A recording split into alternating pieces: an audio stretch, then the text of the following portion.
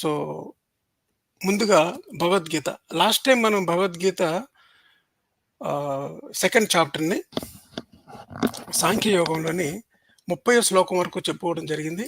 మనం ఈరోజు 31-35 వరకనమాట. సో, ముఖ్యంగా ఈ భగవద్గీత అనాలిసిస్ మనం చెప్పినప్పుడు, మనం గీతా మకరందాన్ని బేస్ చేసుకొని చెప్పడం జరుగుతుంది. అదేవిధంగా మిగతా గ్రంథాల్లో ఏదన్నా క్రాస్ నోట్స్ ఏదన్నా ఉంటే, ఆ రిఫరెన్స్ కోసం క్రాస్ రిఫరెన్స్ కోసం చెప్పడం జరుగుతది. సో, నేను 31వ శ్లోకం నుంచి ఈరోజు మనం దాన్ని అనలైజ్ చేస్తామండి. 31 చాప్టర్ నంబర్ 2. స్వధర్మమపి చావేక్ష న వికంపితు అర్హసి ధర్మ్యాత్ హి యుద్ధాత్ శ్రేయః అన్యత్ క్షత్రియస్య న విద్యతే. దీని తాత్పర్యం, స్వధర్మాన్ని బట్టి చూస్తే నీకు చలించడం తగదు. అనగా ఆత్మ అవినాశి, యుద్ధక్షేత్ర ధర్మం. ఎలనన ధర్మయుద్ధం కంటే క్షత్రియునికి మేలనేది వేరొకటి లేదు. అంటే దీనికి మల్టిపుల్ ట్రాన్స్లేషన్స్ ఉన్నాయండి. అంటే ఓవరాల్‌గా చెప్పాలంటే, స్వధర్మాన్ని బట్టి చూస్తే నీకు మనసు చలించుట తగదు. ఆత్మ అవినాశి అనగా దాని యొక్క ధర్మము. యుద్ధము క్షాత్ర ధర్మము. ధర్మయుద్ధము కంటే క్షత్రియునికి మరొక ధర్మ కార్యము లేదు కదా! అది శ్రీకృష్ణుడు చెప్పేది. ఇక్కడ అంతకుముందు మనం చూస్తే ఈ ధర్మరక్షక ఛానల్‌లోని క్షాత్ర ధర్మం అని మన శుంకరక్క చాలా సార్లు చెప్పడం విన్నాం మనం. అంటే రండి అందరూ అంటే కత్తులు, కటార్లు పట్టుకొని రండి అని పిలుపు ఇవ్వకపోయినా సరే, యుద్ధం చేయడం క్షాత్ర ధర్మం అంటే క్షత్రియుల ధర్మమే కాదు. ఈవెన్ శూద్రులైనా సరే ఒక ధర్మం కోసం పోరాడితే వాళ్ళు కూడా క్షత్రియులే. మనలో కూడా క్షత్రియ తేజం ఉంటుంది. ఇల్లు ఉడిచినప్పుడేమో శూద్రుడు యుద్ధంలో కత్తి పట్టుకొని మీరు యుద్ధం చేస్తే మీరు క్షత్రియులు అని శుంకరక్క చెప్పినట్టుగా చెప్పట్లే ఇక్కడ. ఇక్కడ శ్రీకృష్ణుడు ఏం చెప్తున్నాడంటే, నువ్వు క్షత్రియుడు గనక క్షాత్ర ధర్మం అనేది నీ ధర్మం. అంటే ధర్మయుద్ధం చేయాలి. ధర్మయుద్ధం కంటే క్షత్రియునికి మరో ధర్మం లేదని చెప్తున్నాడనమాట. స్వధర్మాన్ని బట్టే. చాలామంది ఈ భగవద్గీతలోని స్వధర్మం అంటారు కదా! అసలు స్వధర్మం అంటే ఏంటంటే, ఏ కులాల వాళ్ళు ఆ పని చేసుకోమని చెప్పడం. అంటే ఏ వర్ణం వాళ్ళు ఆ పని చేయాలని చెప్పడం అనమాట. అదే శ్రీకృష్ణుడు చెప్పే స్వధర్మం. స్వధర్మం అంటే వర్ణధర్మం అయితే. ఏవండి? వర్ణధర్మం అయితే. అంతే కదా! వర్ణధర్మం అంటే ఎక్కడైనా స్వధర్మము ఇంకొక శ్లోకంలో వస్తుందనమాట. అంటే పరధర్మము భయంకరమైనది, ఆచరణకు అనుచితమైనది. అంటే మన స్వధర్మంలోని ఎన్ని తప్పులున్నా సరే స్వధర్మాన్నే పాటించాలి తప్ప మిగతా ధర్మాన్ని పాటించకూడదు. మిగతా ధర్మం అంటే మీరు చెప్పిన వర్ణ వ్యవస్థలో ధర్మాలే తప్ప బేసిక్‌గా హ్యుమానిటీ మొత్తాన్ని ఒక హోల్‌గా తీసుకొని, లేకపోతే మన ధర్మం అంటే ఏంటంటే మన హిందూ ధర్మం ఉందనుకోండి. మన హిందూ ధర్మం మనది. క్రైస్తవ ధర్మాన్ని నువ్వు పాటించకూడదు. చక్కగా అనుష్ఠింపబడిన పరబ్రహ్మం కన్నా గుణము లేనిదైనను స్వధర్మమే మేలంటాడు శ్రీకృష్ణుడు. దాని అర్థం ఏంటంటే, ఇక్కడ మన వర్ణ వ్యవస్థలో ఉన్న ధర్మాలే తప్ప గ్లోబల్‌గా అడ్రెస్ చేసిన ధర్మాలు కాదియి. సో, బేసిక్‌గా ఇక్కడ ఏం చెప్తున్నాడంటే శ్రీకృష్ణుడు, నీకు యుద్ధం చేయడం అన్నది ఒక్కటే నీకు అసైన్ చేసిన డ్యూటీ. ఆ డ్యూటీని నువ్వు ఫుల్‌ఫిల్ చేయాలి. అందువల్ల నీవు ఇక్కడి నుంచి డీవియేట్ అవ్వకూడదు. ఎందుకు డీవియేట్ అవ్వకూడదంటే, ఆత్మ అవినాశి అనగా దాని యొక్క ధర్మము. ఐ డోంట్ నో ఈ మధ్యలో ఎందుకు ఇరిగించాడో తెలీదు ఈయన. ఈ ఆత్మ అవినాశి అనగా అది దాని యొక్క అది అవినాశి అంటే ఇండస్ట్రక్టిబుల్ అనమాట. అంటే దాన్ని ఎవరో కూడా మీరు దాన్ని నాశనం చేయలేరు. దాన్ని పూర్తిగా డెస్ట్రాయ్ చేయడం అనేది జరగదనమాట. అని ఇక్కడ మధ్యలో ఇరికించినట్టు జరిగింది. అది ఎందుకంటే అంతకుముందు చాలా సార్లు ఈ విషయం చెప్పిందే. సో, ఇక్కడ యాక్చువల్‌గా 31లో ఏం చెప్తున్నాడంటే, ఇంకా రీఅసెస్మెంట్ చేస్తున్నాడనమాట. ఇంకా ప్రెస్ చేస్తున్నాడు. ఏం చేస్తున్నాడంటే, నీకు అసైన్ చేసిన డ్యూటీ ఇప్పుడు ఒక గూర్ఖా ఉన్నాడనుకోండి. గూర్ఖాకి అసైన్ చేసిన డ్యూటీ ఏంటి? ఒకే ఒక డ్యూటీ కాపలా కాయడం అంతే. అంతకు మించి ఇంకేం డ్యూటీ కాదు. అంటే అపార్ట్మెంట్‌లో ఉన్న కిందకి ఎవరన్నా సరుకులు పట్టుకొచ్చారనుకోండి. ఆ సరుకులు ఎవరో ఒక వృద్ధులు ఎవరైనా సరే ఎక్కలేకపోతున్నారనుకోండి. లిఫ్ట్ పని చేయట్లేదు. సరే అండి మీకు నేను హెల్ప్ చేస్తానని చెప్పేసి ఆ సరుకులు తీసుకొని ఈ గూర్ఖా అతను ఆ లిఫ్ట్‌లో మన మెట్లు ఎక్కి వాళ్ళకి హెల్ప్ చేయకూడదు. ఎందుకు చేయకూడదు? అది అతని డ్యూటీ కాదు.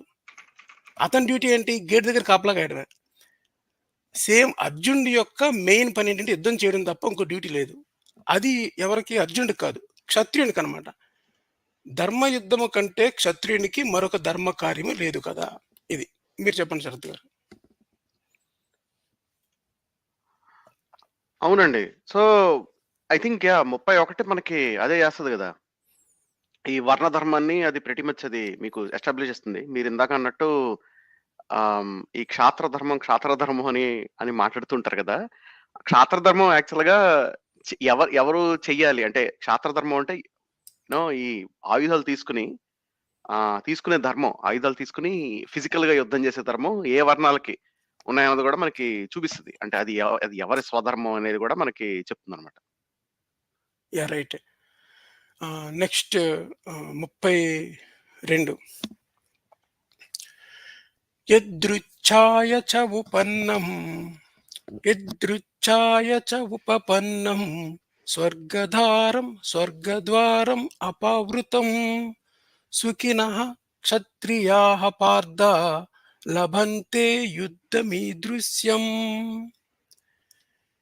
దీని అర్థం తాత్పర్యం పార్థ అనాయాసంగా లభించినది ద్వారము తెరిచి ఇచ్చినదైన యుద్ధము అదృష్టవంతులైన క్షత్రియులకు మాత్రమే లభిస్తుంది. అంటే ఇక్కడ పార్థ శ్రేయోదాయకమైనది నీ ఎదుట ఉండగా చలిస్తావెందుకు? అంటే నీకు ఏది శ్రేయస్కరమో ఆ మార్గము నీ ఎదురుగానే ఉంది. అయినా సరే నువ్వు ఎందుకు చలిస్తున్నావు? అనాయాస ప్రాప్తము ఉన్ముక్త స్వర్గద్వార సదృశ్యము అయిన ఇటువంటి యుద్ధం అదృష్టవంతులైన క్షత్రియులకే లభిస్తుంది. ఇది. ఇప్పుడు గీతా మకరందంలో గనక మీరు చూసుకుంటే ఇక్కడ ఇది గీతా మకరందం ఇక్కడ పెడతానండి. మీ దగ్గర కూడా గీతా మకరందం ఉంది కదా! అవును. మీరు ఇది గీతా మకరందం ఏం చెప్తున్నారంటే 32లోని అర్జున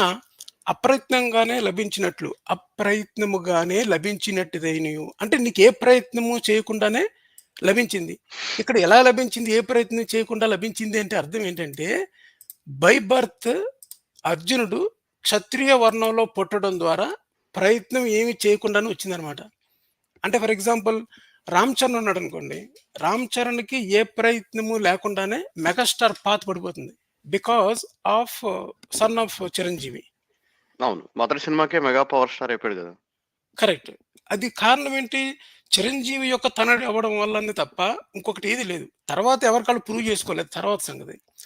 అప్రయత్నం అంటే అది మీనింగ్. నీకేమి ప్రయత్నం చేయకుండానే లభించింది. ఏమి లభించింది? తెరచబడిన స్వర్గద్వారము వంటిదైన స్వర్గమును కలుగజేయనట్టి ఈ యుద్ధమును ఏ క్షత్రియులు పొందురో వారు నిక్కముగా సుఖవంతులే అగుదురు. అంటే ఈ యుద్ధం అనేది స్వర్గద్వారం తప్ప అంటే అక్కడ ఏం చూపిస్తున్నాడు? యుద్ధంలో చనిపోయి ఆ బీభత్సమైపోయి కాళ్ళు చేతులు తెగిపోయి తర్వాతేమో ఏమంటారు మొత్తం సర్వనాశనం అయిపోయి అది చూపించట్లేదు. స్వర్గాన్ని చూపిస్తున్నాడు. అరచేతిలో వైకుంఠం అంటే ఎగ్జాక్ట్‌గా ఇదే. అరచేతిలో వైకుంఠం చూపించడం అంటే ఏంటంటే ఎదురుగా ఉన్న యుద్ధాన్ని నువ్వెందుకు చేయాలి అంటే అది నీకు సునాయాసంగా లభించింది. సునాయాసంగా ఎందుకు లభించింది అంటే బికాస్ ఆఫ్ యువర్ బర్త్. తర్వాత ఏంటంటే అంటే ఇక్కడ స్వర్గమున ఇంకొక శ్లోకంలో గుర్తుందా మీకు? యుద్ధమున మరణించినచో వీర స్వర్గమును పొందుదువు, జయించినచో రాజ్యమును భోగింతువు అంటాడు శ్రీకృష్ణుడు. అంటే ఇక్కడ యుద్ధంలో చనిపోతే స్వర్గం వస్తుంది గనక యాక్చువల్‌గా అర్జునుడి యొక్క ప్రశ్న ఇదే. అర్జునుడు ఏమవుతాడు? యుద్ధంలో చనిపోయినంత మాత్రాన మనకు స్వర్గం రాదు. ఎందుకు రాదంటే మన యుద్ధంలో చనిపోతే మన పుత్రులెవరో కూడా వర్ణ సంకరం జరుగుద్ది గనక మనకి పిండాలు పెట్టరు గనక మనం మధ్యలో స్టక్ అయిపోతాం. కానీ శ్రీకృష్ణుడు ఏం చెప్తున్నాడు? చాలా ఈజీగా వచ్చింది. నీకు ఎదురుగా స్వర్గం ఉంది చూసుకో అని చెప్తున్నాడు. యాహ్! మీరు చెప్పండి శరత్ గారు. ముందు ఏదైతే మనకి శ్లోకంలో ధర్మం గురించి స్వధర్మం గురించి మాట్లాడారో ఇక్కడ మనకు కొంచెం ఎక్స్‌పాన్షన్ ఇస్తున్నారండి. హ్మ్. సో, 32 శ్లోకంలో మనకి క్లియర్‌గా చెప్తున్నదేంటంటే ఇక్కడ మీరు చూడండి ఆ రెండో పారా ఉంది గదా! వ్యాఖ్యలో. బాహ్య యాహ్! యుద్ధము క్షత్రియులకు మాత్రము కలదు. అంత్యయుద్ధం అంటే లోపల అంటే ఇది బాహ్య యుద్ధం అంటే మామూలుగా ఎక్స్‌టర్నల్ జిహాద్ అన్నమాట. హుహు. అది క్షత్రియులు మాత్రమే జేయాలి. ఇంటర్నల్ జిహాద్ ఉంటది కదండీ! దాన్నేదో ఇత్తిహాద్ ఏదో అంటారు ఇస్లాంలో హ్మ్. ఇది. నేను నేను హ్మ్. నేను నేను కంపారిజన్ చేసి చెప్తున్నాను. హ్మ్. ఎందుకంటే వీళ్ళు ఇదే లాంగ్వేజ్ మాట్లాడుతున్నారు ఇప్పుడు. మనం క్షాత్ర ధర్మం చెయ్యాలని చెప్పని ఎవరైతే సంస్కృతంలో మాట్లాడుతున్నారో అది జిహాద్ టాకే కదా అది ప్రిటీ మచ్. అవును. ఆహ్, ఈ ఇప్పుడు చెప్తున్నారు వీళ్ళందరూ. రిఫ్లెక్షన్‌లోని అప్పుడు జరిగిన ఈ సుంకరక్క వాళ్ళు ఉత్తేజంగా రండి, చావ చచ్చిపోయి ఉన్నారా హిందువులందరూ. మన ధర్మాన్ని మనం కాపాడుకోలేమా? రండి. మీరు గూడా క్షూద్రులకి ఎవరు చెప్పారు సేవలు చేయమని? క్షూద్రులది సేవ చేసే రక్తం కాదు, వాళ్ళది పోరాడే రక్తం అని చెప్పి యుద్ధానికి ఎలాగైతే ఉసుగొలుపుతున్నారో, హ్మ్. ఏ వర్ణం వాళ్ళైనా సరే ముందొచ్చి ఫైట్ చేయండి అని ఈళ్ళకి వారియర్స్ కావాలి కదా! సేమ్ అది ఎక్స్టర్నల్ వీళ్ళకి జిహాద్ హిందూ. వారియర్స్ కాదు కావాల్సింది, వీళ్ళకి రౌడీ బ్యాచ్ కావాలి వీళ్ళకి. అంటే వాళ్ళ బ్యాచ్‌లో ఒక పాలిష్డ్ లాంగ్వేజ్ రౌడీకి పాలిష్డ్ లాంగ్వేజ్ వారియర్ కదా! హ్మ్. యాహ్! కరెక్ట్. రౌడీలు కావాలి. రౌడీలు బూతులు తిట్టేవాళ్ళండి. బూతులు తిట్టేవాళ్ళు యుద్ధం కావాలి రౌడీలు గూడా అంటే. ఆ! రౌడీలో బూతులు అదే ఆడవాళ్ళైనా, మగవాళ్ళైనా మా ఆడవాళ్ళు బూతులు తిట్టే ఆడవాళ్ళైతే ఇంకా బెస్ట్ ముందు. అవును. యాక్చువల్‌గా బూతులు తిట్టే ఆడవాళ్ళు ఎలా ఉంటదో తెలుసా మీకు? హుహు. కంపారిజన్ కోసం. బూతులు తిట్టే ఆడవాళ్ళు మహాభారత యుద్ధంలో శిఖండి లాంటి వాళ్ళు. ఓకే. శిఖండి చూసారా? ఉంటే కొంతమంది మం అస్త్ర సన్యాసం చేస్తాడు. ఎవరో మన భీష్ముడు. నేను అవును. శిఖండితో యుద్ధం చేయనని చెప్పేసి. చేయనని చెప్పాం. అవును. ఇప్పుడు అలాగే ఆడవాళ్ళు బూతులు తిడుతున్నారనుకోండి, ఈ ధర్మరక్షక ఛానల్‌లోని మీరేదన్నా ఒక అంటే మీరు ఆహ్, హ్యుమాన్ హ్యుమానిటీ పాయింట్ ఆఫ్ వ్యూలోని హ్యూమనిజంగా గాని, లేకపోతే రేషనలిస్టిక్ పాయింట్ ఆఫ్ వ్యూలో గాని, ఎథియిస్టిక్ హేతువాదంగా గాని, అక్కడికి వాదించడానికెళ్తే, ఇన్‌ఫ్రంట్ ఆడవాళ్ళు కూర్చొని మిమ్మల్ని బూతులు తిడుతుంటే మీరెళ్ళగలరా ఆ షోలోకి? ఎళ్ళలేరు గదా! అవును. సో, ఆ బూతులు తిట్టే ఆడవాళ్ళు మహాభారత యుద్ధంలో శిఖండి లాంటి వాళ్ళు. అది. మీరు కంటిన్యూ చేయండి ఇక్కడ. సెకండ్ వాక్యంలో ఇంటర్నల్ యుద్ధం కోసం చెప్పండిప్పుడు. సో, ఇప్పుడు మీరు చూస్తే ఇక్కడ క్లియర్‌గా రాసున్నదేంటంటే, బాహ్య యుద్ధం అనేది క్షత్రియులు చేసేదే. ఎక్స్‌టర్నల్ జిహాద్ అంటే, ఈ కత్తులు పట్టుకుని యుద్ధాలకెళ్ళడం, ఈ వీళ్ళందరూ రెచ్చగొడుతున్నారు కదా! క్షాత్రధర్మం చేయండి మీరు అందరూ స్టిక్సు, స్టోన్సు, స్వర్డ్సు, తలవార్లు పట్టుకొని రండి. ఏసేద్దాం అని చెప్పని అంటున్నారు. ఇలా ఈ సుంకరక్క వీళ్ళందరూ అంటున్నారు. ఇది కేవలం క్షత్రియులే చేయాలని చెప్పని చెప్తున్నారనమాట ఇక్కడ. ఇక్కడ వ్యాఖ్యలో. అంతే యుద్ధం. అంటే లోపల చేసుకునే యుద్ధం అందరికీ ఎలిజిబిలిటీ ఉందనమాట. సో, మీరు చూడండి దాని తర్వాత లైను నిజమగు క్షత్రియులు యుద్ధం ఎప్పుడొచ్చునా అని ఉవ్విళ్ళూరుతూ ఉంటారంట. అంటే క్షత్రియుడికి రాజ్యం పరిపాలించాల్సిన పని లేదు. ఈ యుద్ధం కోసం ఎదుటి వాళ్ళైతే. అవును. ఎగ్జాక్ట్‌లీ. ఇప్పుడు అంటే ఇక్కడ ఏంటంటేనండి, అంటే ఆ సొసైటీ మనకెట్లా చెప్తుందంటే, ఇప్పుడు, ఇప్పుడు భగవద్గీత డిస్క్రైబ్ చేస్తున్న సొసైటీలో అట్లాంటి పొలిటికల్ అరేంజ్‌మెంట్‌లో మీకు ఆహ్, వేరే వేరే రాజ్యాల మధ్యన డిప్లొమాటిక్ రిలేషన్స్ అన్నవి ఎప్పుడు బావుంటాయని రూల్ లేదనమాట. నంబర్ 1. అయితే ఈ రోజుల్లో డిప్లొమాటిక్ రిలేషన్స్ బాలేవనుకోండి, దౌత్య సంబంధాలు బాలేపోతే, దానర్థం యుద్ధానికి పోయి చేతులు నలుపుకుంటూను, ఉవ్విళ్ళూరుతూను యుద్ధాలకెళ్ళిపోరు. ఎందుకంటే యుద్ధాలకెళ్ళడం అనేది ఇ ఒకప్పుడు ఎలా చూసుకునేవాళ్ళంటే రాజుల పర్సనల్ ఏంటంటారు, అది వాళ్ళ వాళ్ళ పర్సనల్‌గా ఉన్న వాళ్ళ పరువుకి ఒక చిహ్నంగా చూసుకునేవాళ్ళనమాట. అంటే వాళ్ళ ప్రైడ్ కింద చూసుకునేవాళ్ళు. యుద్ధానికెళ్ళి యుద్ధం గెలవడం అనేది. ఇప్పుడు చూడండి ఉదాహరణకి ఇప్పుడు మన దగ్గర ఎలక్షన్స్ ఓడిపోయినప్పుడు దాన్ని పర్సనల్‌గా తీసుకుంటుంటారు కదా! చాలా మంది చీఫ్ మినిస్టర్‌లు, పార్టీ అవును. హెడ్‌లును. హ్మ్. నెగ్గేసినప్పుడేమో నాకు పట్టాభిషేకం చేశారన్న టైప్‌లో ఫీల్ అవుతూ ఉంటారు కదా! చాలా మంది. అవును. కొంతమంది. సో, ఎలక్షన్ ఇదే ఎప్పుడు ఎలక్షన్ ఎప్పుడు రాజకీయ నాయకులు ఒక టీమ్ వర్క్‌గా చూడరు. చూసారా? చూడరు. ఒక టీమ్ వర్క్‌గాను ప్రజలు మమ్మల్ని గెలిపించారు. దానికి కారణం ఏంటంటే ప్రజలు అంటే ఇక్కడ అంటే పీపుల్‌ని సెంట్రల్‌గా చూడరు కదా! ఎలక్షన్స్‌లో. చూడరు. సో, రాజకీయ నాయకులును సీఎం క్యాండిడేట్‌లు ఎట్లా మాట్లాడతారంటే ఏదో మాకొచ్చింది ఈ కుర్చీ అన్నట్టు మాట్లాడుతూ ఉంటారు కదా! అంటే అదేంటంటే డెమోక్రసీలో ప్రొఫెషనలిజం లేకపోవడం. అది ఇంకా ఫెడరలిస్టిక్ థింకింగ్ అన్నమాట. ఆళ్ళని ఇంకా రాజుల్లాగా ఊహించుకోవడం అన్నమాట ఇదంతా. సో, అంత పర్సనల్‌గా తీసుకోవడం అన్నమాట. నేనయ్యాను అని చెప్పని, లేపోతే నేను ఓడిపోయానని చెప్పని, ఓడిపోతే గనక. నాకెందుకేయలేదు అని చెప్పని అంటుంటారు కదా కొంతమంది. నేనేం తప్పు చేశాను అంటున్నారు కదా రీసెంట్‌గా. సో, హ్మ్. హ్మ్. హ్మ్. సో ఇది పర్సనల్‌గా తీసుకోవడం అన్నమాట. అంతేగాని ఇదొక ప్రాసెస్‌లో ఒకళ్ళు ఓడిపోతారు, ఒకళ్ళు గెలుస్తారు అని కాకుండా, ఎందుకంటే someone has to form a government కాబట్టి ఇది క్రికెట్ మ్యాచ్ లాగండి. 2 టీమ్‌లు ఇప్పుడు జింబాబ్వేను, వెస్ట్ ఇండీస్ ఆడాయనుకోండి. నేను ఇండియా, పాకిస్తాన్ అనట్లేదు. ఎందుకంటే అక్కడ పాట్రియాటిజం వచ్చేస్తది కాబట్టి మధ్యలోకి. ఇప్పుడు జింబాబ్వే, వెస్ట్ ఇండీస్ ఆడాయనుకోండి. ఒకళ్ళు ఓడిపోతారు, ఒకళ్ళు నెగ్గుతారు కదా! హ్మ్. రైట్. సో, ఇప్పుడు జింబాబ్వే నెగ్గిందనుకోండి. నేనేదో జింబాబ్వేలో ఎవడో ప్లేయర్ ఫ్యాన్ అనుకోండి. నేను ఫీల్ అయిపోతున్నాననుకోండి. అబ్బా! వాడెందుకు ఓడిపోయాడంటే గేమ్ అన్నాక వాడు ఓడిపోతాడు కదా! That's how it is. So, ఇదేంటంటే ప్రొఫెషనల్‌గా ఆలోచించకుండా చాలా పర్సనల్‌గా తీసుకోవడం అన్నమాట. సో, ఇప్పుడు మనకి ఎలక్షన్స్‌లో చేస్తున్నారు. అదే పని.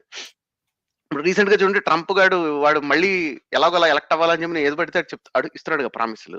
ఇప్పుడేంటి స్టూడెంట్‌లకి గ్రీన్ కార్డ్‌లు ఇచ్చేస్తానంటున్నాడు కదా! హ్మ్. హ్మ్. For example. సో, హ్మ్. అట్లా ఏంటంటే ఇది పర్సనల్‌గా తీసుకున్నప్పుడు ఇంకా ఏది పడితే అది ఇంకా లాజిక్ ఉండదు. ప్రొఫెషనలిజం ఉండదనమాట. సో, పాయింట్ ఏంటంటే ఒకప్పుడు రాజులు ఆళ్ళ పని ఏంటంటే ఈ బౌండరీస్‌ని కాపాడడం. అంతే వాళ్ళ పని. అంతకన్నా ఏం లేదు. అది చేయడము నెక్స్ట్ వార్ టైమ్‌లో మేనేజ్ చేసుకోగలగడం అనేది వాళ్ళ పని. ఈ వార్ ఫుటింగ్ అంటే యుద్ధాన్ని ఫండింగ్ చేయడం కోసం మీరు ఎంతైనా పన్నులేసేయొచ్చు ప్రజల మీద అనేది అప్పట్లో అదే క్షత్రియ ధర్మం అప్పట్లో మీరు చూస్తే. సో, ఇప్పుడలా లేదు గదా! ఇప్పుడంతా ఆర్థిక వ్యవస్థ అనేది ప్రజలు అభివృద్ధి చెందడం కోసం అన్నదుంది. ఇప్పుడు ఆర్థిక వ్యవస్థ అనేది గదా! ఉంది. ఇప్పుడు ద అప్పుడు గోల్ కూడా ఆఫ్ రాజు ప్రజల్ని పరిపాలించాలి. కొన్ని పన్నులెయ్యాలి. ఇప్పుడు జీవనం ఉందనుకోండి. ఇప్పుడు ఫర్ ఎగ్జాంపుల్ రాముడు క్షత్రియుడే కదా! హ్మ్. రాముడు ఒక ఏంటి రామరాజ్యాన్ని అంటే రామరాజ్యం అంటే ఏంటి? ప్రజలందరూ సుఖ సంతోషాలతో ఉండాలి కదా! ఇక్కడ హ్మ్. శ్రీకృష్ణుడు ఏం చెప్తున్నాడు? Main primary duty of Kshatriya is యుద్ధం చేయడమే చెప్తున్నప్పుడు కంటిన్యూ‌గా మీరు యుద్ధాలు చేస్తూనే ఉండాలి. ఏది ఈ ఉసుగొల్పడంతో ఈ అవును. ప్రైజ్ గనుక ఆలోచిస్తే మీరు. అంటే మీకు రాజ్యాన్ని పరిపాలించడానికంటే కూడా ప్రథమ ధర్మం కాపాడడము, శత్రువులను కాపాడడము, శత్రువుల నుంచి కాపాడడము, యుద్ధం చేయడం అంటే మీరెప్పుడూ కూడా కత్తికి సానపడుతూనే ఉండాలి. అవును. అంటే రాజు ప్రథమ కర్తవ్యం ఇప్పుడు ప్రజలు సుఖశాంతులతో బతకాలంటే, సుఖశాంతులకి మీనింగు దాన్నేమంటారు ఆహ్, ఎకనామిక్ గ్రోత్ కాదు. హ్మ్. ఆర్థిక పురోగతి కాదు. సుఖశాంతులతో వర్ధిల్లడం అంటే ఏంటంటే, శాంతి. రాజ్యాన్ని విస్తరించడం. రాజ్యం విస్తరించడం, శాంతి. అంటే ఏంటంటే మీకు వేరే వాళ్ళొచ్చి దోచుకోకుండా ఉండడం కోసం అన్నమాట. అంటే మీ బౌండరీస్‌ని ప్రొటెక్ట్ చేయడం కోసం అనేది. అంటే అది మంగోలియా, చైనా వాళ్ళు కట్టినట్టు కట్టాలి. కట్టినట్టు కట్టాలి. That was seen as the ultimate duty of a king. అందుకనే ది అందుకనే మనకి అశోకుడు చెట్లు నాటించడని చెప్పుకుంటామండి. హ్మ్. అంతేకాని మనకి ఆహ్, ఏంటి ఏంటది మన నెహ్రూ గారు చెట్లు నాటించడని చెప్పుకోం. కరెక్ట్. అశోకుడు చెట్లు నాటించాడని చెప్పుకుంటాం. ఎందుకంటే అశోకుడి కాలంలో రాజు పనేంటంటే యుద్ధాలు జేయడమే. యుద్ధాలు జేసి వేరే శత్రువులకి రాజ్యం ఇచ్చేయకుండా ఉండడం. సో, రాజులు యుద్ధాలు చేయడానికి మోటివేట్ అవుతారనే మొత్తం రాజ్యం అంతా ఆళ్ళ పర్సనల్ ప్రాపర్టీ కింద ట్రీట్ చేసేవాళ్ళు. So, okay. అంటే అందుకని అట్లా ఉండేది. అంతేకాని ఒకప్పుడు ల్యాండ్ ఓనర్‌షిప్ అంటే ఇప్పట్లోలాగా ల్యాండ్ ఓనర్‌షిప్ నాకు ఏంటి రైట్ టు ప్రాపర్టీ ఉంటది. ఏం చలతా నహీ. రాజు నీకు పోయింది రాజ్యం అంటే నీ నీ ల్యాండ్ నీది గాదు వేరేవాడికి ఇచ్చేస్తున్నానంటే వేరేవాడికి ఇచ్చేయడమే. అప్పట్లో అలా ఉండేది గదా! సో, నెక్స్ట్ ఏంటంటే సివిక్ ఎమ్యూనిటీస్ అనేవేమి ఉండేవి గావు. అంటే అలా చేయడం అనేది రాజుల నుంచి వచ్చే ఎక్స్‌పెక్టేషన్స్ కాదు. అందుకని చూడండి రుద్రమదేవి ఏంటది అది కట్టిస్తే ఏంటది మన ట్యాంకులు తవ్విచ్చింది గదా! హ్మ్. ఇరిగేషన్ కోసం. సో, అందుకని గొప్పగా చెప్పుకుంటారది. ఎందుకంటే రాజులు అలాంటివి పట్టించుకునేవారు కాదు. నీ చావు నీదే కానీ నాకు కట్టాల్సిన పన్ను నాదన్నట్టు ఎందుకంటే వాడి పని ఆ పన్నులు తీసుకొని యుద్ధాలు చేయడం, లేకపోతే వాళ్ళ రాజ్యాలని మెయింటైన్ చేయడం, ఆర్మీస్‌ని మెయింటైన్ చేయడం కోసం టాక్స్‌లు వసూలు చేసేవాళ్ళు ముక్కుపిండి. ఇన్‌ఫ్రాస్ట్రక్చర్ ఎస్టాబ్లిష్ చేసిన మొట్టమొదటి రాజుల్లో గొప్ప చక్రవర్తి ఎవరంటే అశోకుడే. అశోకుడు. అందుకని షటిల్ అంటించడం, సివిక్ కమ్యూనిటీస్ క్రియేట్ చేయడం, ఇన్‌ఫ్రాస్ట్రక్చర్ బిల్డింగ్ మీద దృష్టి పెట్టడం ఇదంతా. అందుకనే మీకు మిడివల్ పీరియడ్‌లో మధ్య యుగాల్లో రాజులు గూడా ఎవరైతే సివిక్ కమ్యూనిటీస్‌ని మీద దృష్టి పెట్టారో, లేకపోతే ఎవరైతే ఇన్‌ఫ్రాస్ట్రక్చర్ అంటాం చూడండి ఇప్పుడు మీరిందాకన్నట్టు వాటిల మీద శ్రద్ధ పెట్టారో వాళ్ళ గురించి గొప్పగా చెప్పుకుంటాం మనం. అంటే వాళ్ళ గురించి ప్రత్యేకంగా చెప్పుకుంటాం. అంతేగాని పిల్ల రాజ్యం నుంచి ఈ రాజ్యాన్ని బార్డర్స్‌ని కాపాడాడు అని చెప్పని ఏ రాజు గురించి జనరల్‌గా చెప్పుకోం. అవును. అప్పుడు అలెగ్జాండర్ ఉన్నాడనుకోండి. అలెగ్జాండర్ రాజ్యాన్ని విస్తరించుకుంటూ వెళ్ళిపోయాడే తప్ప స్వదేశంలో ఉండి రాజ్యాన్ని పరిపాలించింది ఎక్కడ లేదు. అవును. కూర్చొని ఎక్కడ పరిపాలించలేదు. ఎగ్జాక్ట్‌లీ. ఎక్కడ లేదు. అలాగే వాడు ఇప్పుడు కాన్కరర్ వాడు. అరిస్టాటిల్ హ్మ్. అవును. అరిస్టాటిల్ ఉన్న టైంలోనే వాళ్ళ ఫాదర్ సెటప్ చేయించాడు అరిస్టాటిల్ చేత. ఏది మన సింపోయిజమా ఆయన చేసింది? సింపోసియం. అకాడమీ. Symposium right. అది అరిస్టాటిల్ చేసాడు. ఆ తర్వాత మళ్ళీ ఇంకేమి లేవు. అన్‌లెస్ మళ్ళీ వ వా వ చనిపోయిన తర్వాత డెవలప్‌మెంట్స్ ఉన్నాయి తప్ప, రాజ్యాన్ని విస్తరించడం వల్ల ఏమవుతుందంటే ప్రజలకు సుఖశాంతులు ఉండవనమాట. ఏది ఉండవు. మన రాజ్యంలోని ఉండవు. మనం ఏ రాజ్యం మీదకి దండెత్తామో ఆ రాజ్యంలో ఉండవు. వార్ జోన్స్‌లో ఉన్నవాళ్ళు ఎప్పుడు ఏడుస్తూనే ఉంటారండి. అది ఎప్పుడైనా సరే. హిస్టారికల్‌గా అయినా సరే, ఇప్పుడైనా సరే. ఇప్పుడు సో ఉక్రెయిన్ అండ్ మన రష్యా ఇప్పుడు చూసుకుంటే ఎలా ఉందో? హ్మ్. మొత్తం అందరూ వదిలిపెట్టి ఎళ్ళిపోయారు కదా! అవును. దేశాన్ని. ఇజ్రాయెల్ గాని ఇప్పుడు. ఇజ్రాయెల్ గాని. రైట్. ఇప్పుడు నేను 33 చదువుతానండి. 33, 34, 30 చదివేసిన తర్వాత మనం కామెంటరీ చేసి అప్పుడు మనం మెయిన్ టాపిక్‌లోకెళ్దాం. 3 శ్లోకాలు. ఓకే. అధ చేత్వం ఇమం ధర్మ్యం సంగ్రామం న కరిష్యసి తతః స్వధర్మం కీర్తిం చ హిత్వా పాపం అవాప్స్యసి. అంటే అయినా నీవు కూడా యుద్ధం చేయడాన్ని తిరస్కరిస్తే స్వధర్మ ఫలాన్ని అంటే ఇంతకుముందు సంపాదించిన కీర్తిని పోగొట్టుకొని స్వధర్మ త్యాగ ఫలితమైన పాపాన్ని అలాగే దాన్ని పొందుతావుమాట. అంటే ప్రత్యామ్నాయాన్ని పొందుతావు. అంటే ఇక్కడ ఏం చెప్తున్నారంటే, అయినా నువ్వు యుద్ధము చేయుటకు తిరస్కరించినచో, స్వధర్మ ఫలమును, కీర్తిని పోగొట్టుకొని, స్వధర్మ త్యాగమనే స్వధర్మ త్యాగమనే పాపాన్ని సంపాదించిన వాడు అవుతావు. కర్మ అంటే 2 రకాలుగా ఉంటదండి గుర్తుపెట్టుకోండి. ఒకటేంటంటే, స్వధర్మాన్ని నిర్వర్తిస్తే మీకు మంచి ఫలం వస్తది. స్వధర్మాన్ని గనక త్యాగం చేస్తే పాపమొస్తుంది. చాలా ఇంపార్టెంట్ పాయింట్ ఇక్కడ. ఎవరు ఏ ధర్మాన్ని గనక నిర్వర్తించలేదో, శూద్రులు పై 3 వర్ణాలకి సేవ చేయడము అన్నదాన్ని తిరస్కరిస్తే అతను పాపాన్ని మూటగట్టుకుంటాడు. అలాగే యుద్ధము చేయడం అన్నది క్షత్రియ వర్ణం యొక్క మొట్టమొదటి అంటే స్వధర్మం గనక, ఇక్కడ చాలా మంది గుర్తుపెట్టుకోండి. స్వధర్మము అంటే మన హిందూ ధర్మం అని కాదు. వర్ణ ధర్మమే స్వధర్మం. 3 వర్ణాలకి వాళ్ళకి కేటగరైజేషన్ చేసిన, వాళ్ళకి ఆపాదించిన ఆ ధర్మాల్ని గనక నిర్వర్తించలేనప్పుడు, వాళ్ళు తప్పనిసరిగా పాపాన్ని పొందుతారు. సో, యుద్ధం చేయని తిరస్కరించినతో అంటే ఇప్పుడు మీ మీ మీ టేబుల్ ముందు ఒక డీల్ పెట్టి, ఈ డీల్ నువ్వు యాక్సెప్ట్ చేయాలి. ఎందుకు యాక్సెప్ట్ చేయాలి అంటే అది నీ ధర్మం గనక, నీ డ్యూటీ గనక. ఈ డీల్ గనక నువ్వు యాక్సెప్ట్ చేయకపోతే నీకు పాపం చుట్టుకుంటది. That is number 33. ఓకే. 34 అకీర్తిం చ అపి భూతాని కథయిష్యంతి తే అవ్యయాం సంభావితస్య చ అకీర్తిః మరణాత్ అతిరిచ్యతే. అంతేకాదు నీ యొక్క అపజయాన్ని చూచి జనులందరూ చాలా కాలం నిన్ను ద్వేషిస్తారు. సమస్త ప్రజల చేత కీర్తింపబడుతున్న నీకు అపకీర్తి మృత్యువు కంటే సుఖం కదా. చూడండి. అంటే సమస్త ప్రజల చేత కీర్తింపబడుతున్న నీకు అపకీర్తి అనేది అంటే నీకు ఆల్రెడీ చాలామంది ప్రైజ్ చేస్తున్నారు నిన్ను. చాలా కీర్తి కిరీటాలు చాలా ఉన్నాయి నీకు. కానీ ఎప్పుడైతే అకీర్తి నీకు అపకీర్తి అనేది వస్తుందో అప్పుడు మృత్యువు కంటే దుఃఖం కదా. ఇందాక సుఖం అని చెప్పానా? సారీ. మృత్యువు కంటే దుఃఖం కదా. అంటే నీ యొక్క అపజయాన్ని చూసి జనులందరూ చాలా కాలం నిన్ను ద్వేషిస్తారు. అంటే నువ్వు చనిపోయినా సరే నిన్ను జనాలు ద్వేషిస్తూనే ఉంటారు. అంటే కీర్తి అనేది ఎప్పుడు కూడా బ్రతికున్నప్పుడు కంటే కూడా చనిపోయిన తర్వాత కూడా ఆ కీర్తికి చాలా వాల్యూ ఉంటది. చాలామంది ఎక్కువ మంది పరితపించేది చనిపోయిన తర్వాత కీర్తి గురించే. నా గురించి చుట్టుపక్కల వాళ్ళు ఏమనుకుంటారు అని బ్రతికున్నప్పుడు అనుకున్నట్టుగానే, చనిపోయిన తర్వాత నా గురించి తప్పుగా మాట్లాడుకుంటారు అన్న అపకీర్తి ఏది ఉందో, అది చావు కంటే కూడా చాలా దుఃఖాన్నిస్తదనమాట. అది. ఆహ్, మీరు కామెంటరీ చేద్దురు గాని ఈ 30 తర్వాత మనది అప్పుడుతో ఈ శ్లోకాలు అయిపోతాయి మనకి. భయాత్ రనాత్ ఉపరతం మన్యంతే త్వాం మహారథాః येषां च त्वं बहुमतः భూత్వా యాస్యసి లాఘవం. మహారథులైన కర్ణాదులు నీవు యుద్ధము నుండి భయపడి పారిపోయావని అనుకుంటారు. అందువలన ఎవరైతే నిన్ను ఇంతవరకు గౌరవించారో వారందరి చేత నీవు అవమానింపబడతావు. 31 నుంచి 35 వరకు ఏం చెప్తున్నారంటే, చుట్టుపక్కల వాళ్ళు నీ కోసం ఏమనుకుంటారు? ప్రజలు నీ కోసం ఏమనుకుంటారు? నువ్వెవరినైతే నీ శత్రువులు ఉన్నారో కర్ణాదులు చూడండి ఎప్పుడు కూడా గుర్తుపెట్టుకోండి. శ్రీకృష్ణుడు psychologist. Srikrishna exactly knows how to convince people. Srikrishna is almost like ఒక కౌన్సిలర్ అన్నమాట. మనం ఇక్కడ కౌన్సెలింగ్ ఇస్తుంటారు చూసారా కొంతమంది పేరెంట్స్‌కి అలాగా. Srikrishna is a deal maker. Srikrishna చాలు అంటారు కదా! మంచి ఏమంటారు మంచి స్మార్ట్, క్లవర్ పర్సన్. ఎందుకు చెప్తున్నాడంటే, ఇప్పుడు చూడండి మన ఎవరిని జగన్‌ని గనక ఏదన్నా దాంట్లో ఒప్పించాలంటే చంద్రబాబు నాయుడు పేరు చెప్పాలి. ఈ విషయం గనక నువ్వు చేయకపోతే చంద్రబాబు నీ గురించి ఏమంటాడో తెలుసా? నువ్వు చంద్రబాబు ముందు తలొంచుకొని ఎళ్ళాలి. చంద్రబాబు ముందు నీవు ఒక చివర కుర్చీలో కూర్చొని ఉండాలి. ఇది నీకు ఇష్టమేనా? అంటే నో ఇష్టం లేదంటాడు. ఎందువల్ల?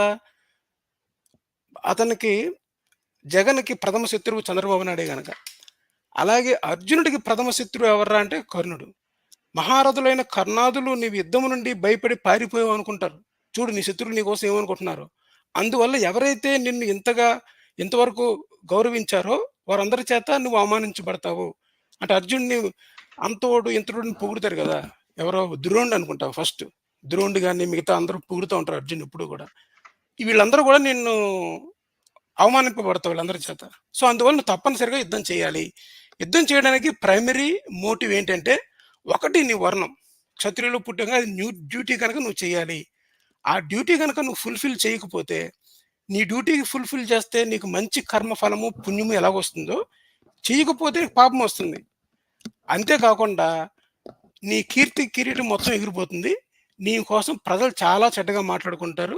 అంతేకాదు నీ శత్రువులైన కర్ణాదులు గూడా నీ గురించి యుద్ధం నుంచి పారిపోయి నిన్ను హేళన చేస్తారు. ఏమనుకుంటావు అర్జున యుద్ధం చేస్తావా లేదా? అది శ్రీకృష్ణుడి ప్రపోజల్. మీరేమంటారండి శరత్ గారు? సో ఇక్కడ మనకి సామధాన భేద దండోపాయాలు అంటారు కదండి. హ్మ్. ఇక్కడ ఏంటంటే ఇక్కడ ఇక్కడ ఎంతసేపు దానం అవుతుంది, ఇప్పుడు భేదంలోకి దిగుతాడు అనమాట కృష్ణుడు. సో ఇక్కడ చెప్పేది ఏంటంటే, ఇప్పుడు లైట్ గా సాఫ్ట్ గా బ్లాక్ మెయిల్ మొదలు పెడతాడు. నువ్వు చేయకపోవడం వల్ల చూసావా నువ్వు బదనాం అయిపోతావు, వాళ్ళందరూ నిన్ను కర్ణుడు ఇలాంటి వాళ్ళు ఎవరైతే ఉన్నారో, మిగతా వాళ్ళందరూ ఎవరైతే తోపులందరూ ఉన్నారో వాళ్ళందరూ నిన్ను నిన్ను ఏడిపిస్తారు, అంటే నువ్వు చులకన అయిపోతావు అని చెప్తున్నాడు అనమాట అర్జునుడు. అవును. అంటే ఒక రకం భయపెడుతున్నాడండి. ఎలా భయపెడుతున్నారంటే సాఫ్ట్ చిన్న బ్లాక్ మెయిల్. పిల్లలు సాఫ్ట్ బ్లాక్‌మెయిల్ ఒక చిన్న క్యూట్ బ్లాక్‌మెయిల్ ఎలా ఉంటదంటే నువ్వు చదువుకోకపోతే, నువ్వు ఫెయిల్ అయితే మీ ఫ్రెండ్స్ అందరూ ఏమంటారు, నిన్ను హ్మ్. చీ అంటారు కదా. కరెక్ట్. అదే అలా చిన్న పిల్లలు కూడా చూడండి మనం ఏదైనా ఫుడ్ తిని నువ్వు తినకపోతే అన్నం తినేస్తాడు అంటాం కదా! చిన్న పిల్లలకి. బాగా చిన్న పిల్లలకి. ఆ, ఇంకొద్దిగా ఉమ్, పెద్దయినప్పుడు మీరు చెప్పిన హై స్కూల్ టైప్ అనమాట. అరే! నువ్వు గనక ఫెయిల్ అయిపోతే నేనందరూ ఇది చేస్తారని. ఇంకో బ్లాక్‌మెయిల్ ఏంటి నీకు రావాల్సింది రాదు. నీకు సైకిల్ కొంటానో, స్కూటర్ కొంటానో అని ఫాదర్ చెప్పాడనుకోండి. ఉమ్, నువ్వు గనక ఫెయిల్ అయితే నీకు రాదు గదా! అది ఆ గిఫ్ట్. సేమ్ అలాగే శ్రీకృష్ణుడు ఏం చెప్తున్నాడంటే, నీ స్వధర్మం చేస్తే నీకు స్వధర్మానికి సం సంబంధించిన మన పుణ్య ఫలాలు ఏవుంటాయో అవన్నీ పోయి, నీ స్వధర్మాన్ని నువ్వు ఫుల్‌ఫిల్ చేయకపోవడం వల్ల నీవు పాపాన్ని పొందుతావు. చూసారా ఇక్కడ పాపము. నీ పాపాన్ని పొందుతావు. యాక్చువల్‌గా ఇంకో సందర్భం తెలిసి పాపము అనేది ఒక ఇన్విజిబుల్ థ్రెట్ అండి. There is no such thing as పాపము, పుణ్యము అంటే ఇవి లేవు గదా! అవును. పాపము, పుణ్యం అంటే లేవు. క్రైమ్ ఉంటుంది. మంచి చెడు ఉన్నాయి అంతే. మంచి చెడు ఉంటది. ఒక దాన్ని మనం క్రైమ్ అని చెప్పామనుకోండి, అది మర్డర్ చేస్తే వచ్చేది పాపం కాదు. మర్డర్ చేయడం అనేది క్రైమ్ అనమాట అంతే. దానికి శిక్ష పడుతుంది. పాపము ఉమ్, అనేది ఏంటంటే ఒక ఇన్విజిబుల్ థింగ్ క్యారీ ఫార్వర్డ్ అనమాట. దాన్ని మళ్ళీ మొత్తం పాపాల్ని మొత్తాన్ని తీసేసేది మళ్ళీ శ్రీకృష్ణుడే. ఇంకొక శ్లోకంలో చూపిస్తాను. నన్ను శరణజొచ్చిన వారికి ఈ మాయ సులభ సాధ్యం అన్నట్టుగానే నన్నెవరైతే శరణజొస్తారో వాళ్ళ పాపాలన్నీ పోతాయన్నమాట. అంతకుముందు చాలా సార్లు ఆ శ్లోకం చూపించాను. మళ్ళీ మన ఫ్లోలో వస్తది అది చూపిస్తాను. సో, అదండి. మీరు ఇంకేమైనా యాడ్ చేసేసి ఇది డిస్కంటిన్యూ చేసేసి మనం నెక్స్ట్ చాప్టర్‌లోకి వెళ్దాం. సో ఐ థింక్ మనం సెకండ్ చాప్టర్ చూసుకుంటే కనుక ఇప్పటి వరకు అయిన దాంట్లో మొదట మనకి ఈ స్థిత ప్రజ్ఞత ఆత్మ యొక్క ఇది అదంతా చూసి, శ్రీకృష్ణుడేమో ఇప్పుడు కుల ధర్మంలోకి దిగుతాడు. మనకి అర్థమవుతుంది అనమాట. సో అంటే మీరు మొత్తం చూసారనుకోండి, అంటే మీరు ఫస్ట్ నుంచి అలా చదువుకుంటూ వెళ్ళారనుకోండి, సెకండ్ చాప్టర్ మనకి తెలిసేది ఏంటంటే, ఒక ఒక coherent okay line of argument ఏం ప్రెజెంట్ చేయడు శ్రీకృష్ణుడేమి. ఇప్పుడు అర్జునుడు నా కులధర్మం చెడిపోతుంది కదా, కుల స్త్రీలు చెడిపోతారు కదా అని చెప్పని అడిగిన దానికి ముందు ఆత్మ గురించి మాట్లాడతాడు. బానే ఉంది. హ్మ్. ఇప్పుడు అక్కడి మీరేనండి. నుంచి ఇప్పుడు అక్కడి నుంచేమో ఇప్పుడు ఏమిటో మళ్ళీ క్షత్రియ ధర్మంలోకి దిగుతాడు కదా. సో అవును. అంటే మీరు చూసారు అక్కడేమో అదేంటి సామధాన భేద దండపాయాలు వచ్చినట్టు ఇప్పుడేమో సాఫ్ట్ బ్లాక్ మెయిల్ లోకి దిగుతాడు. ఈ 35 మీరు 30 నుంచి 35 వరకు చూసుకుంటే గనక. ముందంతా ఏమో ఆత్మస్వరూపం కాబట్టి, మనుషులందరూ ఆత్మస్వరూపంలో ఒకళ్ళే కాబట్టి నీ గిల్టే ఉండదని చెప్పని చెప్తాడు. అంటే అదొకటి ఫస్ట్ దాన్నేమంటారు, ఏదో బ్రెయిన్ వాషింగ్ లాగా చేస్తాడు. అంటే నువ్వు చంపేసినా సరే నీకు పాపం ఏం చుట్టుకోదు. మొదటి విషయం ఎందుకంటే ఆత్మస్వరూపమందు అందరూ ఒకటే. సో ఇదంతా మిథ్య. అంటే ఈ మిథ్య అంటే ఇదేమి మాయ. ఇది కాదు, మాయ ఇదంతాను. ఆత్మ అనేది పర్మనెంట్. ఆత్మని ఏమీ చేయలేవు నువ్వు మనిషిని చంపేసి వాడి పేగులు బయటికి తీసేసి కోసేసి ఏం చేసినా సరే ఆత్మ అనేది అలాగే ఉంటది. ఆత్మ ఇంటాక్ట్ గానే ఉంటుంది. సో ఆత్మ ఏం పోదన్నమాట. సో అంటే ఎలాగైతే గిట్ రిపాజిటరీ హిస్టరీ ప్రిజర్వ్ అయిపోయి ఉంటుంది. మీరు ఏం చేయండి, ఫైల్ మార్చండి, ఫైల్ డిలీట్ చేసండి, హిస్టరీ పోదు కదా. సో అట్లాగే ఏంటంటే నీ కోడ్ బేస్ లో హిస్టరీ పోదు, నీ కోడ్ రిపాజిటరీ హిస్టరీ పోదు. సో అది అలాగే ఉంటుంది, ఆత్మ అలాగే ఉంటుంది. ఆత్మని ఎవరు మలినం చేయలే, ఇవన్నీ చేస్తాడు. అంటే ఏంటంటే మొదట అతను ఏవైతే చేస్తున్నాడో దానికి పర్యవసానాలు ఏం లేవు, అంటే దానికి కాన్సిక్వెన్సెస్ ఏం లేవు, సో నువ్వు గిట్టిగా ఫీల్ అక్కర్లేదని చెప్పని చెప్తున్నాడు చేస్తే గనక.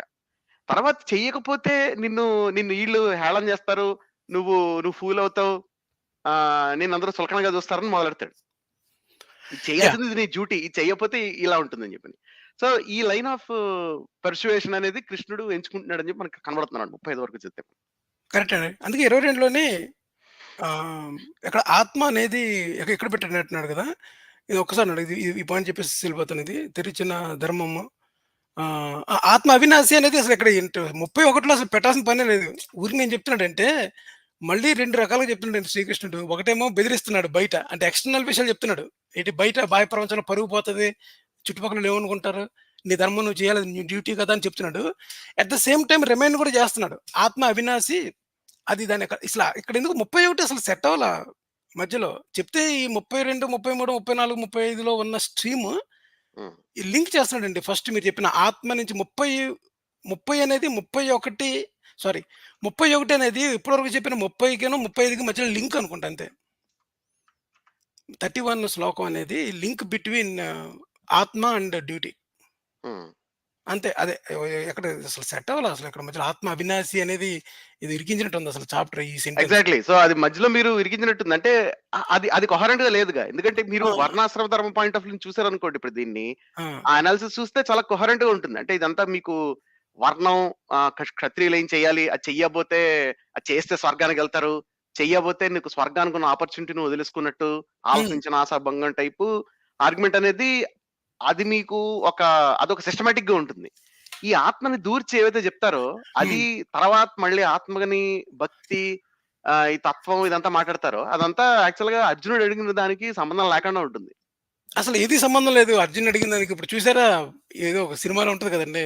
సబ్జెక్ట్ లేనోళ్ళు అటు తిప్పి, ఇటు తిప్పి మొత్తం చెప్పినట్టుగా హ్మ్. శ్రీకృష్ణుడికి చాలా సబ్జెక్ట్ ఉంది. కానీ తెలిసిపోయిందన్నమాట. ఈడు చాలా తెలివైనోడు అర్జునుడు. స్ట్రెయిట్‌గా అడుగుతున్నాడు క్వెషను. ఈటికి ఆన్సర్ అలా చెప్పకూడదు. ఈటికి ఆన్సర్ చెప్పాలంటే విశ్వరూపం చూపించాలని చెప్పి, విశ్వరూపం చూపించిన తర్వాత అర్జునుడు శాంతిస్తాడండి. అప్పటి వరకు క్రాస్ క్వెషన్ చాలా ఏత్తారన్నమాట. మరి ఎలా చెప్పావు కదా! మరి ఏ అంతకుముందు ఎలా బేసిస్ మీద చెప్పావు? శాంతిస్తాడు? అంటే ఇంక బాబు ఇంక అడిగి ఇంకా విని వేస్ట్ అని చెప్పని లైట్ తీసుకుంటాడా అంటే అర్జునుడు? లిటరల్‌గా కళ్ళమ్మట నీళ్ళు పెట్టుకుంటాడండి. లిటరల్‌గా ఏం చెప్తాడంటే గాడ్ నాకర్థమైంది. ఎందుకంటే ఆల్రెడీ అందరూ చనిపోతారు. అర్జునుడు కాదు సారీ. కర్ణుడు, భీష్మ, ద్రోణ, కర్ణాదులు అందరూ చనిపోతారన్నమాట. చనిపోయి ఆళ్ళందరూ ఫ్యూచర్‌లో కనబడుతుంది. హ్మ్. ఫ్యూచర్‌లో కనిపిస్తూ ఉంటారు. అప్పుడు అర్థమవుతుంది అర్జునుడికి. ఓరి మనం ఏటో మేట్రిక్స్ మూవీ అనుకోండి ఎగ్జాక్ట్‌గా. మేట్రిక్స్ మూవీలో లాస్ట్ ఎండింగ్ దాన్నేమంటారు క్లైమాక్స్ సీన్‌లో గుర్తుందా మీకు? రైల్వే స్టేషన్‌లో ఒక ఫైట్ జరుగుద్ది కదా! అవును. జనని వస్తది. ఆ! పిల్లొస్తుంది. ఆ! మొత్తం కోడంతా కనిపిస్తది కదా! హ్మ్. సేమ్ అలాగా మొత్తం కోడ్ మొత్తం కనిపిస్తది అర్జునుడికి. సో, అంటే బేసిక్‌గా అర్జునుడికి ఎగ్జిస్టెన్షియల్ క్రైసిస్ వస్తుందని అనుకోవాలి. అంతే. ఫిలాసఫీ భాషలో కదా! కరెక్ట్. అంతే. కానీ ఎగ్జిస్టెన్షియల్ క్రైసిస్ వస్తే దానర్థం అన్నీ ఒకటే కాబట్టి నేను చచ్చిపోయినా ఒకటే అనుకోవడం అన్నది that is death of philosophy కదా! హ్మ్. సో, ఎగ్జిస్టెన్షియల్ క్రైసిస్ వచ్చినప్పుడు అప్పుడు మోరల్ ఫిలాసఫీ స్టార్ట్ అవుతుంది. అవును. అంతే కదా! మనకి ఏంటంటే డెత్ అనేది పర్మనెంట్. అంటే పర్మనెన్స్ ఆఫ్ డెత్ అనేది ఎప్పుడైతే మనకి రియలైజ్ అవుతామో, హ్మ్. అంటే ఇప్పుడు అంటే దాని అర్థం ఏంటంటే మనకి లిమిటెడ్ టైమే ఉంటుంది అని మనం ఎప్పుడైతే అనుకుంటామో, అప్పుడు యాక్చువల్‌గా మనకి that is the birth of ethics. అప్పుడు మనకి మోటివేషన్ అనేది అప్పుడు మొదలవ్వాలి. ఎందుకు ఎథికల్‌గా ఉండాలి? ఏది ఎథికల్ బిహేవియర్ అనేది. కరెక్టే. మనం గతంలో కూడా చెప్పుకున్నాం గదా! మనకి అన్‌లిమిటెడ్ అమౌంట్ ఆఫ్ టైమ్ ఉందనుకోండి, to hmm. Do whatever be it, then hmm. You don't need to care about moral consequences of anything. కరెక్టే. ఎందుకంటే ఇప్పుడు నేను ఎవరికైనా అన్యాయం చేశాను అనుకున్నాననుకోండి, వాళ్ళకి కూడా బోలెడంత టైమ్ ఉంది కదా! So, give enough time, that will be offset. అంతే కదా!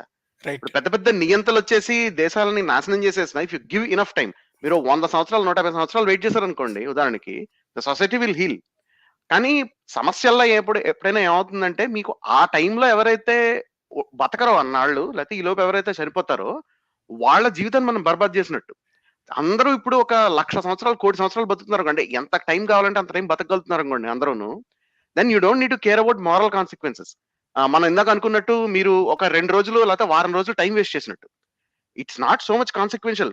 మనం 80 ఏళ్ళు బతుకుతాం కాబట్టి, ఓ వారం రోజులు మనం టైం వేస్ట్ చేసామనుకోండి, లేతే ఓ వారం రోజులు వెకేషన్‌కెళ్ళామనుకోండి, లేకపోతే ఒక పెద్ద ప్రెసిడెంట్ ఆఫ్ యునైటెడ్ స్టేట్స్ లేకపోతే ప్రధానమంత్రో ఓ వారం రోజులు వెకేషన్‌కెళ్లారనుకోండి, అదంత నష్టదాయకం గాదు. అంటే దానికి ఎథికల్ కాన్సిక్వెన్సెస్ ఏముండవు పెద్ద. అది నేను అంటుంది.